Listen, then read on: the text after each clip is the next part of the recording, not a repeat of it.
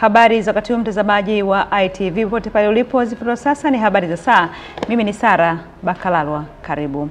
Mkurugenzi wa huduma za uuguzi nchini Bi Ziada Sela amesema Tanzania imepanda kutoka muuguzi mmoja kuhudumia wagonjwa 40 hadi muuguzi mmoja kuhudumia wagonjwa 25 hivi sasa, huku kilenga kufikia viwango vya WHO vya muuguzi mmoja kuhudumia wagonjwa 4 hadi 8.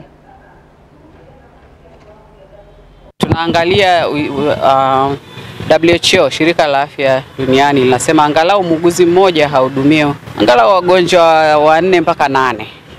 Kwa hali ilivyo sasa hivi Tanzania, tulitoka mbali, tulitoka kwenye wagonjwa 40 kwa muuguzi mmoja.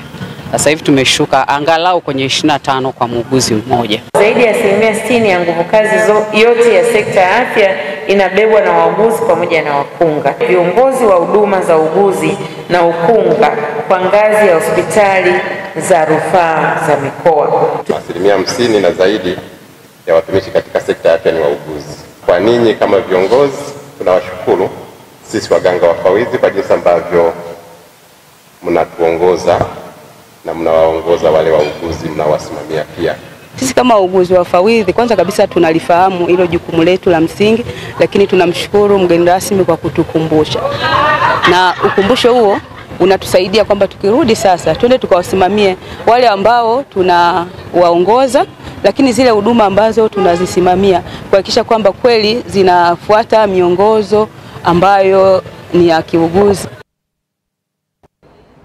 Nyumba yenye maduka 5 iliyoko kwenye eneo la Mnara wa Voda nyuma ya jengo la ofisi ya CCM wilaya Shinyanga imeteketea kwa moto. Inadhaniwa imesababishwa na shoti ya umeme, huku watu wa familia 5 ambao zilikuwa zinaishi kwenye nyumba hiyo wakinusurika kifo.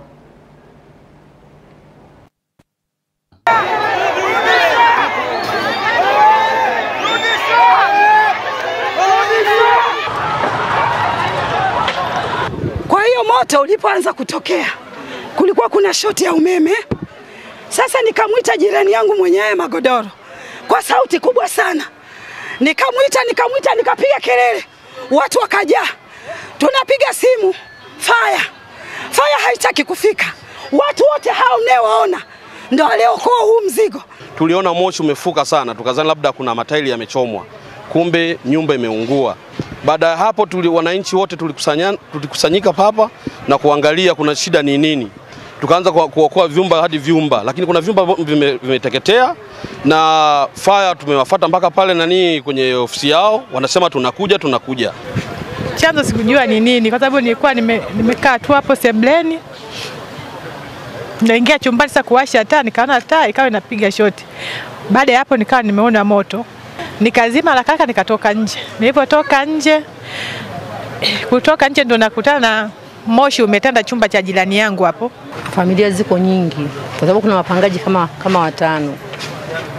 Na mbele kuna wapangaji 5. Kuna mwingine na familia yake, watoto na wajukuu, na vyumba 4. Huko mbele kuna maduka 5 ya wapangaji kwa ajili ya biashara. Vijana ni waombe, mara nyingine inatokea gari la zimamoto limechelewa mahali, msianze kulipiga gari la zimamoto mawe, kwa sababu mkifanya hivyo ni uvunjifu wa sheria. Lakini pia hawa vijana wa zimamoto ambao wanahangaika na mjui wamekutana na changamoto gani, hamjui walikuwa wapi na hilo gari wanafanya maokozi, mnakuwa hamwatendei haki. Lakini jeshi la zimamoto na uokoaji tupo nao hapa, wanaendelea, wao ndio watatupa, wenzetu ni wataalamu nini chanzo cha moto. Wakati huo sisi tunapita kwa familia kufahamu kila familia, kila duka ni nini ambacho kimeharibika na uharibifu ni wa kiasi gani. Mtazamaji, mwisho wa habari kwa sasa. Kipindi cha Ijue Sheria kitakuja hivi punde.